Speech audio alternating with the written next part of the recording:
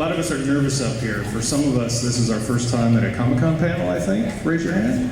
First time? Okay, so to help us with our nerves, what really helps with that is if everyone in the room claps really loudly.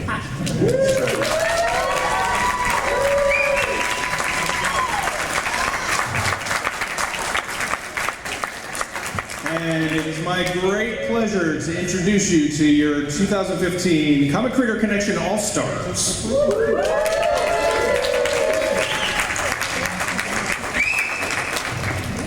So let me give you a little bit of an idea of what that means. The Comic Creator Connection, Corey and I started a company called Toucan Learning Systems, and it's our dream to help other geeks bring their dreams to life. So we've written a book, we do coaching sessions, we give a workshop this morning, and we also do the Comic Creator Connection, we host it. It's a speed dating style event for writers and artists, but not for dating, for making comics. And we've been doing it since, what do we say, since 2010?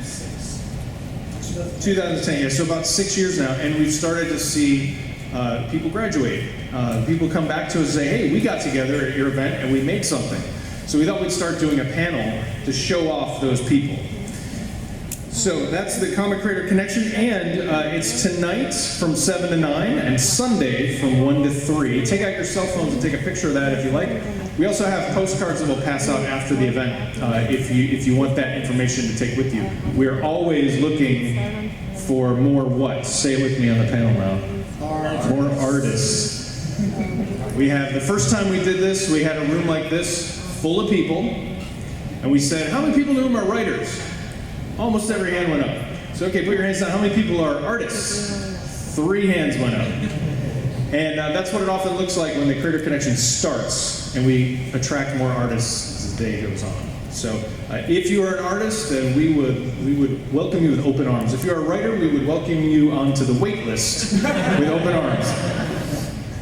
So, this is a book Corey and I wrote. It's called Epic Win, The Geek's Guide to the Journey from Fan to Creator. Never be on a panel at Comic-Con without plugging your own work. We firmly believe in that. We're in the small press area, row 1600, you'll find us. And that's where you can sign up for a coaching session if you're stuck somewhere in your own project and you'd like some help, or pick up one of our books.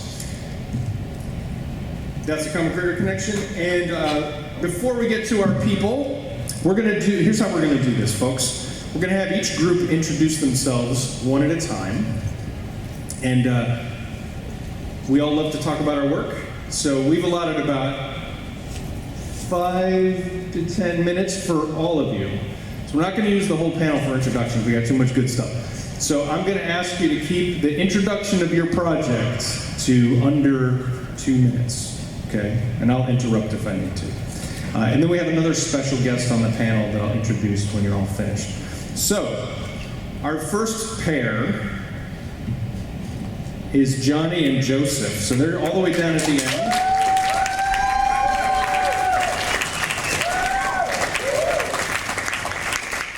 So, Johnny, Joseph, why don't you guys give us a quick overview of Sartana?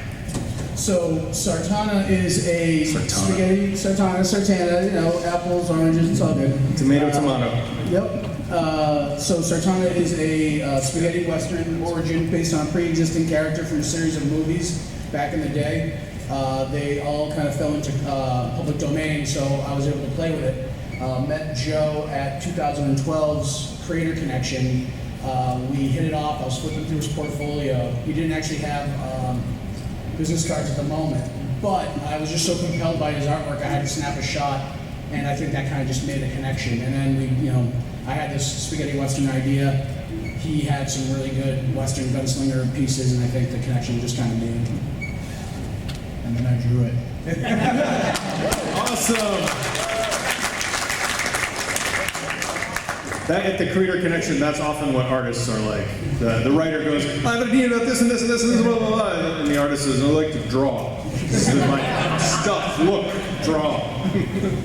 Man of few words and big pictures. I love it. Okay, our next, that's the cover right there. It is available right now on Comixology. You can buy it, and I would imagine that they brought some print copies with them. We didn't actually. Our publisher was a little bit behind in supplying us with copies, but we do have these cards that we printed up. They have a QR code that leads right to the Comixology release, which I actually recommend that version the best. They have this thing called Guided View, where they isolate their panels, and it actually plays more to the spaghetti western theme of the book, more so than just reading it casually. So I definitely recommend people to check out the digital copy. It's only 99 cents at the moment, and watch it or read it with Guided View. He's a born salesman for his comic and for Comixology. I love it. Absolutely. Guided View is patent pending for Comixology.com. Okay, our next comic is Superhero High School, Alberto and Manuel. Let's have a round of applause for them.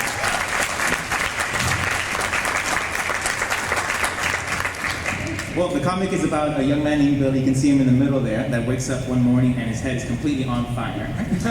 He quickly turns it off and it lights up again, right? And eventually he finds out he's part of a government program creating superhumans, essentially, right? But of course they have to grow up. And at teenage years, their powers activate and they all have to be gathered together in a high school. So you can imagine a high school run by the military, for every single teenager has superpowers. You can get a little crazy and hectic. And you can read it on my website, but hopefully soon at a publisher, an awesome publisher like Comixology.com. All right, flattery will get you everywhere. So you said it is on Comixology now? Soon. No, right now Soon. it's on my website. Okay, but you can find it at Alberto's website. That's where I got it. So take out your smartphones. You can take a picture of that panel if you want. Okay. I went to a Catholic all-boys school. That was kind of like what you were describing there. Yeah. Okay, our next project is called, I want you to pronounce it for me, Zachary, so I don't want to mess it up. It's My Fumato, which is Japanese for the road to hell. This is kind of like elevator pitch. It's Godfather meets Blade, very much inspired by like samurai manga, like Lone Wolf and Cub and Samurai Executioner.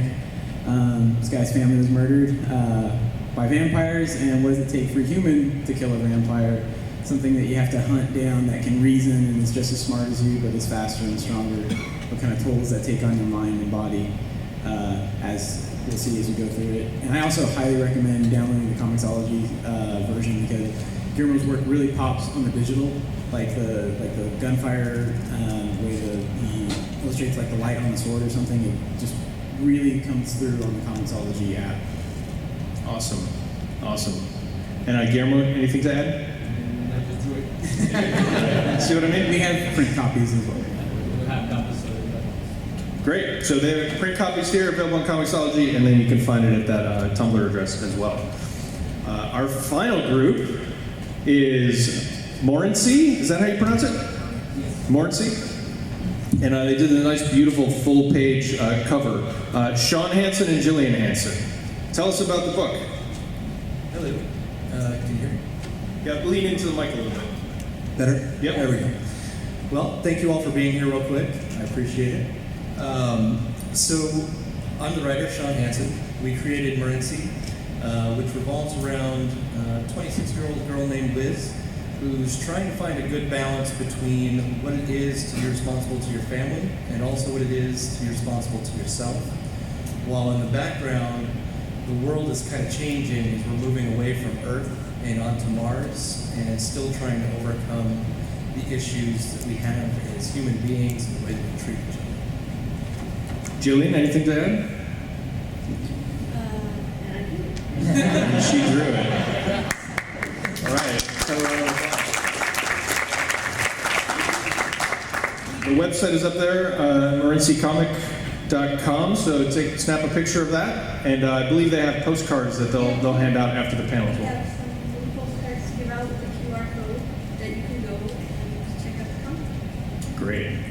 And I believe that the ink is still wet, still drying from the pages from Morency. We'll hear more about that later. Okay, so these are your Comic Creator Connection All-Stars for 2015. Let's have a round of applause for them.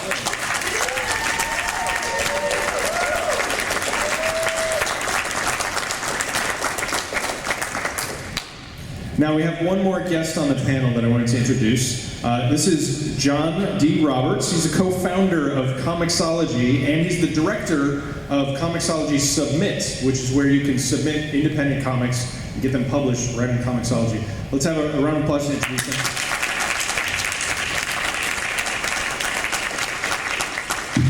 And John, when I ask you this question, if you just say I drew it, I'm going to throw a tomato at you. But my first question is, so you're the co-founder of this company, you deal with Superman and Batman and the Justice League and the Avengers and all these huge comics, and yet you chose to be the director of this Comixology Submit area of the site and focus on this. And what drew you to that? Well, being able to work with great people like this. I mean, that's the whole point of Comixology Submit. I mean, when we started Comixology back in, we started in 2007. The app came out in 2009. The first thing that we did was we reached out to all the creators that we wanted to work with. So like Allred and brain fart. Mage and Atomic Robo. There was all these great people out there that we wanted to work with, and we were like, "Here's our app. This is what we're doing. We really want to work with you." They were impressed. They agreed to be on it. And then as we continued to bring on larger publishers, we were like, well, we really still want to work with people who are doing their own thing, independent comics, that kind of stuff. So we're like, what's the easiest way to do that? And that was Comixology Submit. It's for those of you who don't know, Comixology Submit, it's our self-publishing platform. Basically, anyone can go up there and submit a comic to be put on Comixology. It is a curated process, but we mainly just curate to make sure that your PDF files are good quality. It's a 5-year non-exclusive agreement, 50-50 split after channel costs, which is usually like the credit card fees. We release new content every Wednesday. As these guys have been talking about, there's what we call Guided View, Guided View is developed to allow you to read traditional print comics on smaller devices like phones. That's how we started, because there was a point in time where the iPad didn't exist and everyone had to read on their phone. Although a lot of people still like to read Guided View on the iPad. I highly recommend it. It's submit.comixology.com, and you can talk to these guys about what their experiences were. Great. So Corey has a question. Yeah, John, I'm curious. So, what are like the top 5 mistakes that people submitting to Comixology Submit made? Yes, I'm happy to talk about this. So, like I said, poor quality PDFs is a huge problem. It really slows down the process. One of the goals that we have with Comixology Submit is to make sure that your books look as good, if not better, as the ones that they're competing with. Because when you're on Comixology, you're not just competing with other Submit creators, you're also competing with Marvel and DC. So we make sure that your books look great. So things like artifacting, which is related to compression, pixelation, which is usually related to if your comic page is this big and you decide you're going to make it this big, it's going to cause what we call pixelation. That's because with pixel-based images, rasterized images, you can't add pixels, you can only subtract. So when you go from this to this, the computer program, like Photoshop, is going to figure out what the spaces are in between those, and it's going to end up making your pages look blurry and dull, and the blacks come out gray, and the whites come out dingy. So we really look at the PDF files to make sure that they're good. If you use Adobe Acrobat Pro to create your PDF file, if you do not change the default settings for TIFF images, you're guaranteed to create a file that we're not going to be able to use. So we have instructions on our website on how to fix that. A lot of people like to use JPEGs. Never, ever, ever use JPEGs. Always use TIFFs and uncompressed if possible. A lot of people like to merge the lettering to the art layer. Don't do that. You should be lettering in a program like Adobe Illustrator or InDesign, and you want to keep the vector layer separate from the rasterized layer, because vector layers are based on math and points. So if you go from this size to this size, the images stay crisp and clean, unlike rasterized images. And then the worst offending thing that you could possibly do is use Comic Sans. See, everyone laughs because everyone knows, but you would be surprised. We see Comic Sans. We had one book, absolutely gorgeous book, painted, sci-fi. It was amazing. Comic Sans. And we basically pushed back and said, look, this book is amazing, but you have to get a good font. And there's free fonts available at Comic Craft, Lambot. There's also professional fonts that you can buy. Actually, not that I'm a pitch man, but Comic Craft is running a sale this weekend on all their fonts. So if you want to buy a font, now's the time to do it. Letterers are really cheap. You can go on a site like digitalwebbing.com and find guys that'll do it for relatively cheap. Great. So typography is a very important thing that invest a little and earn a lot. Yeah, the thing is that people tend to disregard the lettering. They think of it as an afterthought. And lettering is really important. Like, poor lettering can make an extremely professional book look bad, and great lettering can make the most amateurish book look amazing. So it's like, lettering is extremely important. Please do not discount it. And like I said, finding a letterer who can do it and for cheap is really easy. Great. Thanks, John. We'll be coming back to you. So this is for the All-Stars, and we kind of want to know, like, you came to the CCC looking for someone to work with, and what tips would you offer people out there looking for someone to work with for finding the right person to partner with? Some of you have done this more than once, too. Some of you have partnered with other creative people. What tips would you offer? Who would like to share first? Johnny, I saw you nodding your head. I'll go. Jump in there. So I think one of the main important things is to have a clear-cut idea as to what you're looking to do and how you're going to set up the agreement. A lot of times I find that I'll go to the Creative Connection, and a lot of artists will want to work strictly for page rate. Yeah. And then some people want to actually just create something 50-50. So having that clear-cut idea up front and knowing, if you're not gonna be the type of person to want to pay up front to invest in your idea, then you're going to need somebody who's willing to collaborate. And then it's a matter of working with that artist and kind of coming to terms and coming to an agreement. And through that, mastering that point is what will get your book made. Yeah. Essentially, because a lot of times people just butt heads. Well, I want to make this project. A writer will become. If you can pitch the idea right and the artist is into it, great. You might have a collaboration on your hands. But on the other side, you also have to think, okay, well, if I'm going to have to pay a page rate, what am I willing to invest? What am I looking to do? Right. So that contract up front, whether it's a full legal, get lawyers involved contract, or it's a piece of paper where you guys write down, just here's what the deal is we're going to have between each other. It could be as simple as just a paragraph with 2 signatures on a page. As long as it's clear cut up front, this is what we want, this is what we're looking to do, this is where we're going to go from A to B to C to Z. Yeah. Just as long as that's all clear, because you don't want to start a project, get 6 pages in, and then your artist bails on you. Yeah. Or your writer bails on you, or whatever the case may be, because then you just have lost time, just bitterness, and it gets ugly at that point. So, it's always good to be clear up front and just say, hey, this is what I'm looking to do. Great. And make sure everybody's on the same page. Great. That's great, Johnny. Sean, I saw you nodding your head. Did you have anything to add? I would say that one of the things that you really want to have up front is make sure that if you're the writer, you have a clear-cut story. Don't go in and say, I have like 6 great ideas. Let's sift through and see if there's one we both like. Because, particularly for Jillian, because Jillian does professional art outside of what we try to establish in the comic, there's not a lot of time to play around and brainstorm. What are your thoughts? I would say that's definitely true. Though you can it depends on the artist. Sometimes you can work with an idea if it sounds interesting to you. For me, I think the biggest tip I would have, whatever you're going to leave with the person you're meeting.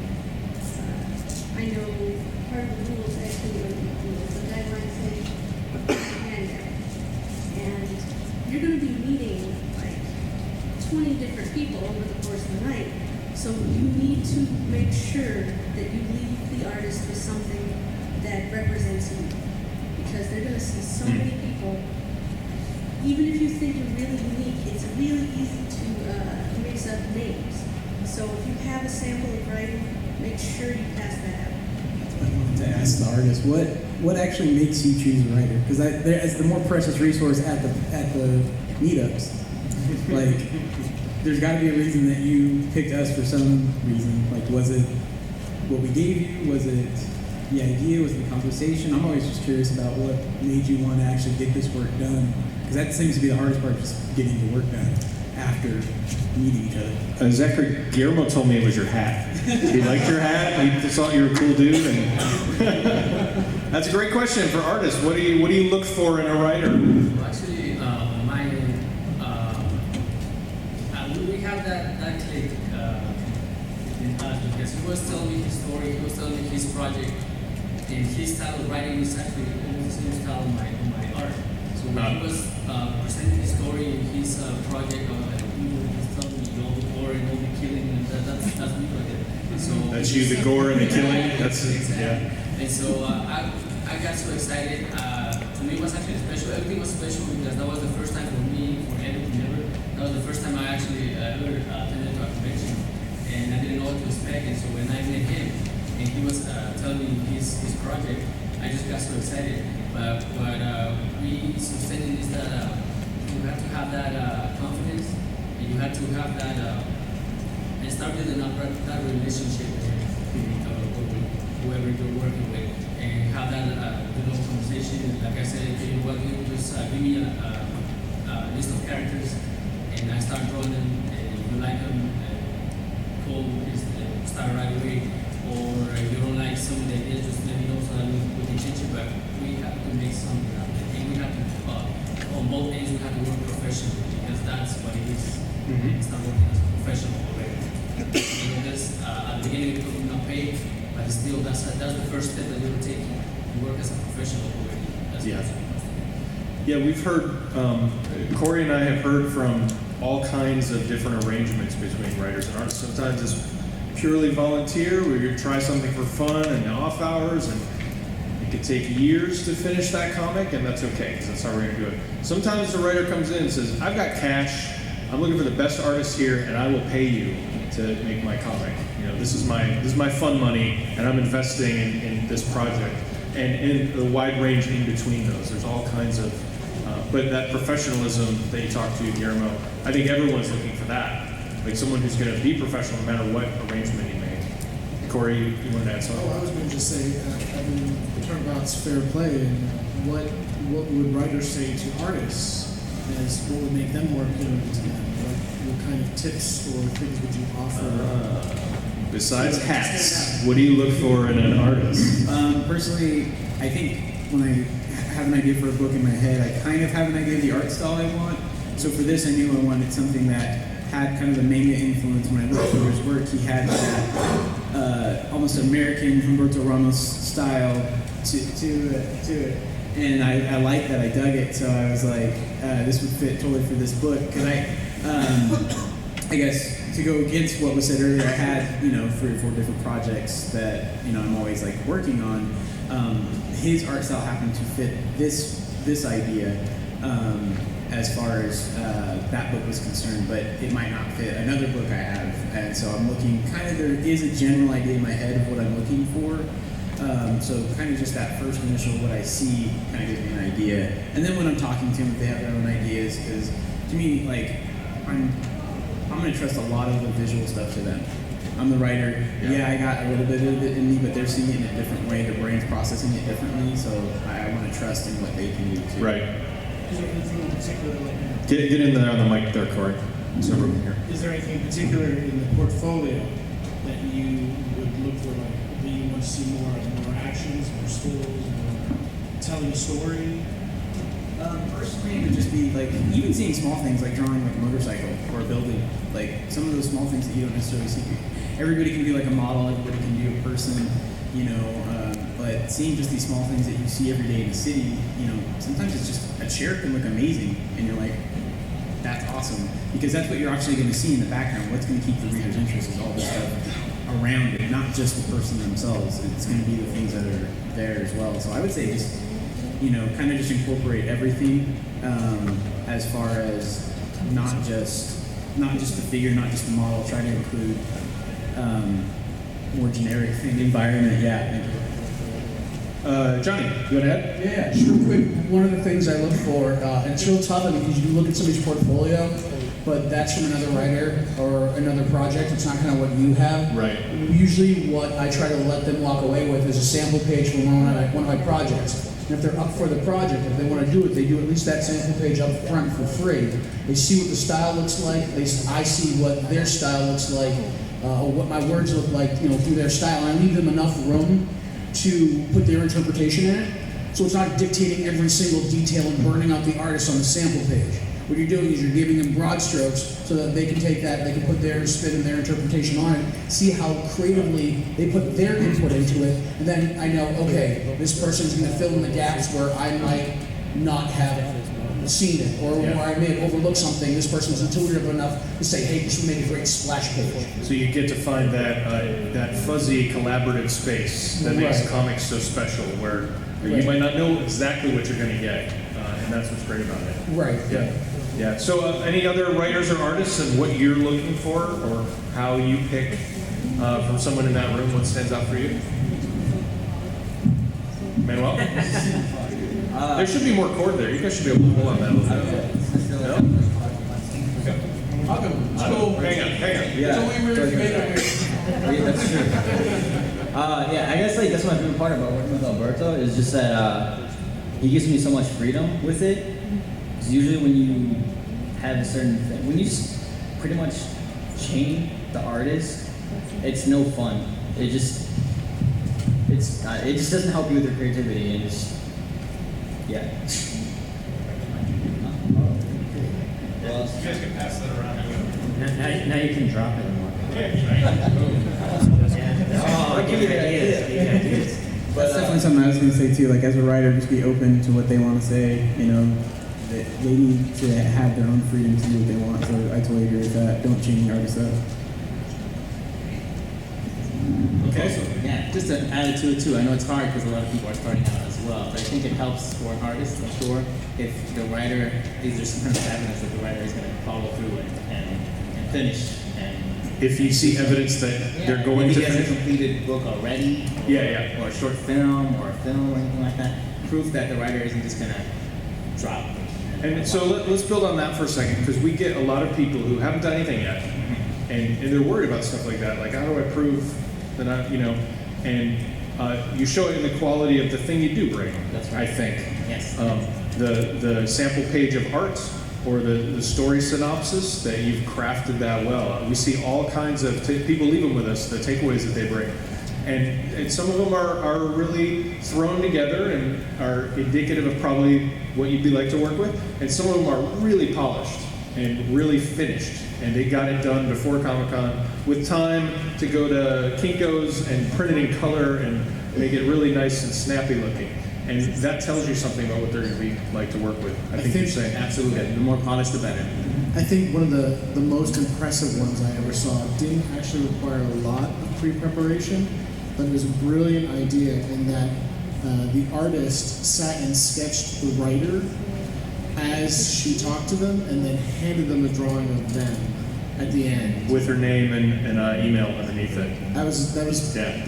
That was pretty cool. And these are 5-minute rounds. So she had 5 minutes to listen and sketch. And I think you'd probably remember that artist who drew you. That's right. That was a great one. How about, here's a question for you guys. So now that you've all graduated, you've all gone through the process, is there anything you'd do different going back, looking back? Sean. So, as Doug said earlier, we came in pretty much at the last couple seconds of the second. But it's not a bad thing. I mean, you hear every single project from most people that have ever made a huge success, and that's the story. We came in and the thing was on fire, we put it out, and we presented it. So, with that said though, And I bet you learned a lot, didn't you? we did. That's great. I can say that you have a year, and you think, oh my God, after you get out of the program, you think, oh, I got a year, you got all this time, and then you're a week from Comic-Con, and you're wondering what happened in that year. So if there's one thing that I could say, if you're going to start this path, goals. Hard set goals that you don't back down from. Because the moment that you start letting there be too much flex in those, you start finding yourself way behind.